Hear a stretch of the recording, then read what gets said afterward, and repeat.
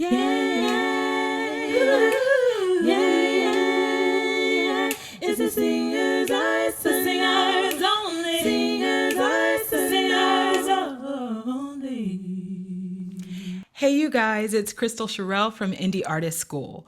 Welcome to the Singer's Arsenal. I have a question for you. Have you ever tried to sing a song that you love only to find out that it's either too low for your voice or too high for your voice? Yeah, it's one of the most frustrating things to find out. How to increase your vocal range is one of the most common thing that vocalists come to me for. And trust me, I totally understand. Learning how to increase your vocal range opens up how many different types of songs you're able to sing.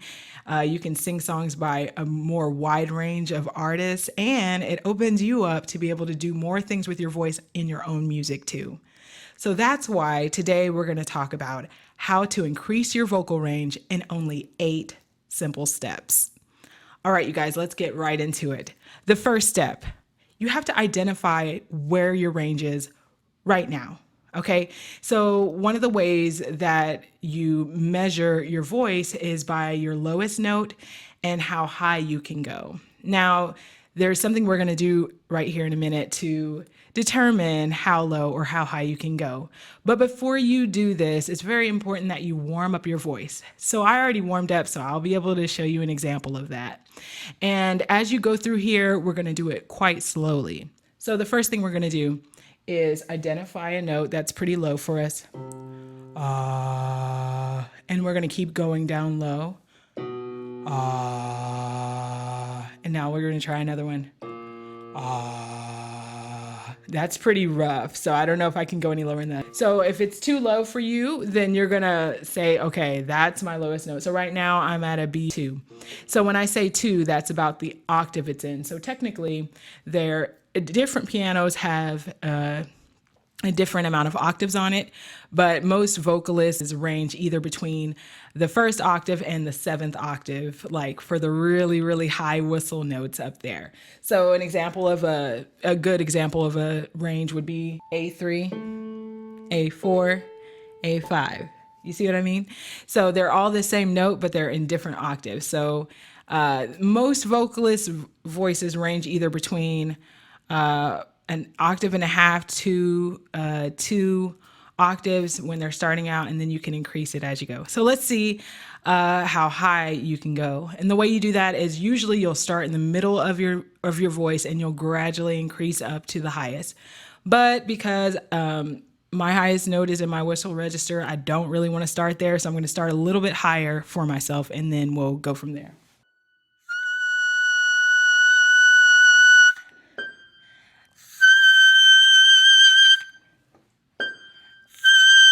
So for me, I have the G6. So G6 is my highest note. So that's how you find your range. Now, everybody's is going to be different spans. Like I said, usually it's a little bit smaller, but you can increase to that.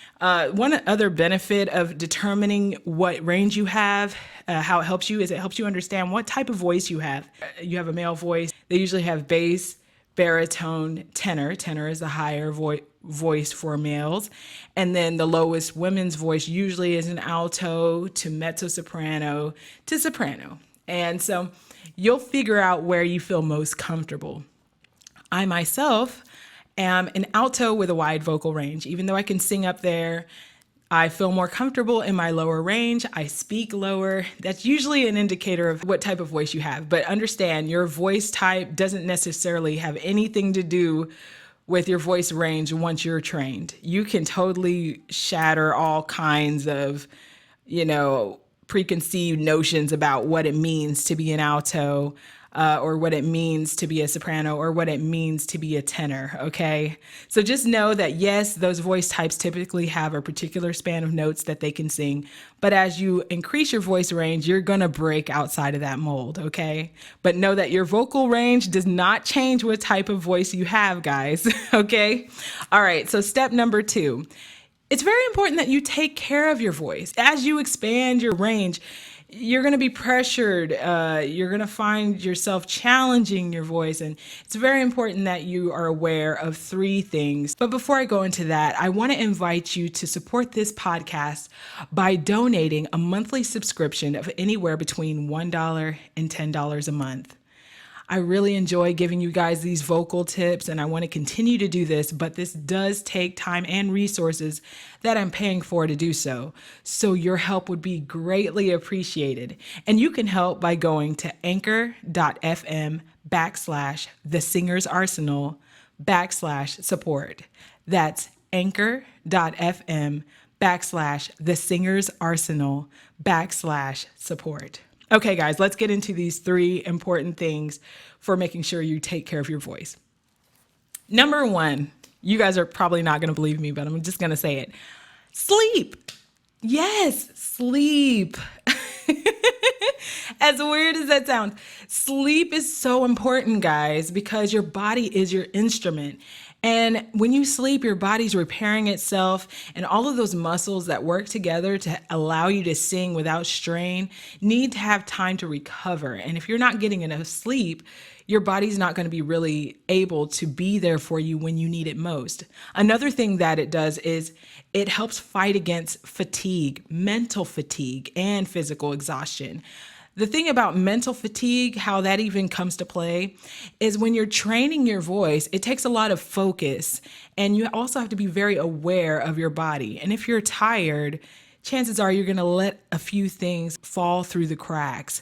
And as you let those things fall through the cracks, your voice is going to be having to deal with the trauma that happens when you're not paying attention. So getting your rest so that you can allow your body to be strong and also allow your mind to be present so you can really train effectively is so important, you guys. Okay, and number two, you want to make sure that you drink plenty of water. A hydrated voice is a healthy voice. Okay, and the third thing that really helps you with taking care of your voice is treating your voice as soon as something is wrong. Awareness is key here.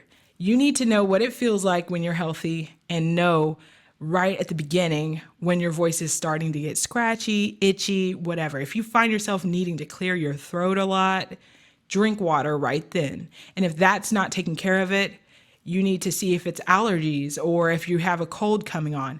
There's a lot of things that I like to do to help myself if I feel like my voice is starting to get a sore throat. I like to drink this tea called Throat Coat Tea by Herbal Medicinals. I'm not sponsored by them, although that would be lovely. But they are really great. It really soothes your throat. Also, I like to use this lozenge called Fisherman's Friend Throat Lozenge, and I get the one that's in extreme. It's really potent and works. The third thing that's very important for you to increase your vocal range is to make your vocal regimen a daily habit.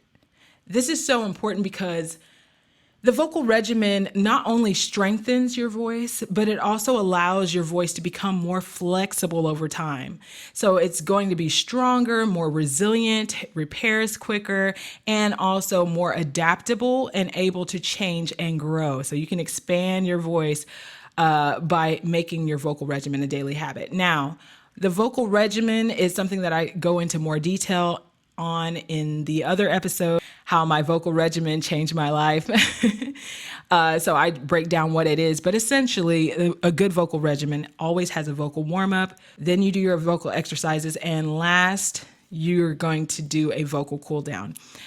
Those three things have to be there for it to be a really good vocal regimen. And this leads into our next step, which is to practice proper technique. Doing a vocal exercise without proper technique completely negates the purpose of doing a vocal exercise, because remember, vocal exercises are meant to train your voice. So by having proper technique, you can combat any issues you have going on there. So that's something that I usually do with my private lesson students. what I do is identify what issues you're having as you're singing a song or going through vocal exercises. And then I will give you vocal exercises that will help you combat that problem and will train your voice, meaning I'll be watching you and listening so that you can correct those issues and help you break out of bad habits that are actually a hindrance and will stop you from growing your voice. So you want to open yourself up to using a proper technique. And I talk about that in the video I have on YouTube, about the 3 things that are needed to learn how to sing, which has to do with breathing from your diaphragm. Number 2 is projecting from your diaphragm. And that 3rd thing is finding the correct vocal placement. If you want to book lessons with me, you can visit calendly.com/Indie Artist School. That's Calendly, calendly.com/Indie Artist School. Okay, so number 5, you want to gradually challenge yourself in your vocal exercises. This is something that I do with my students as well, is we gradually evolve those exercises, ways you can increase the challenge of those vocal exercises, especially if you want to increase your vocal range, is by expanding how high and how low those vocal exercises go. Okay, number 6, set small goals. So instead of telling yourself, I want to increase my vocal range by an octave, which is 8 notes. That's 16 half steps. That's a lot, okay? While I'm not saying don't have goals like that, I want you to break it up into small pieces. So say, you know what? I just want to increase my voice by a half step. And that's something that's more manageable and reasonable for you to do. And you can do things like increase your vocal exercise by a half step going lower. And you could do the same thing going higher. This is going to lead into the 7th step, which is change your vowel shapes. So as you go through these changes, say you challenged yourself and you set those small goals and you're like, I just want to increase my vocal range by a half step, and you're going to do it. And every time you hit that note, it's like, I just can't get it. Well, if you feel like that, it could be because of the vowel shape you're using to sing that note. Sometimes, depending on what register you're in your voice, whether it's your lower range, your chest voice, your mixed voice, or your head voice or whistle register, certain vowel sounds are a bit easier to do in that register. So if you're having trouble singing a note in an ah sound, try changing it over to an e or maybe an oo and see if that makes it easier. And once you're able to sing that note in that vowel, then you can start shifting it to the harder vowels. And your goal is for you to be able to sing every note in your vocal range with every vowel shape. And the reason you want to do that is that allows you to sing any song that uses those notes. That means it doesn't matter what word is being sung, right? So there you go. All right, and last but not least, you want to be patient. Be patient with the process, you guys. Whew, this is one of those things where we want things quick, right? But learning how to increase your range like that is more of a logarithmic increase. What that means is a logarithmic graph basically starts with a big, huge hump in the beginning, and then it gradually increases as time goes on. So what that means is it's going to take a lot of work up front to see the biggest reward. And then over time, it's mostly maintenance and gradual improvements that will keep you progressing as you go on. If you're already vocally trained and very experienced with your voice and you're trying to increase your vocal range, you have to be very patient, because the amount of growth you're going to have at this point, once your voice is really gone pretty much as far as it can go, the increases will be smaller and take a little bit more time, okay? But as you are starting out, let's say you've never had lessons before and you just, you have a small range that you're working with right now, Just by learning how to use your voice effectively and getting proper vocal training can increase your range by even 4 half steps in only 2 months. It's very normal for that to happen just based on learning how to use your voice effectively.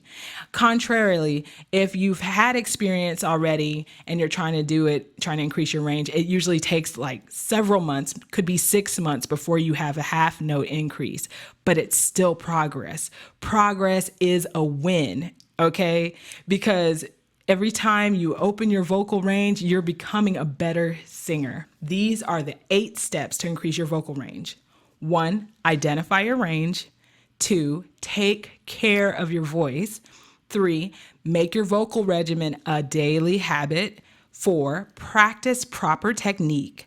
5, gradually challenge yourself in your vocal exercises. 6, set small goals. 7, change your vowel shapes to help you be able to break through those obstacles you hit as you try to sing a higher note or a lower note.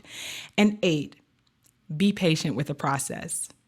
If you want to learn more things like this, visit my website, indie-artist.teachable.com. That's indie-artist.teachable.com. Well, you guys, until next time, have a wonderful day. Yeah.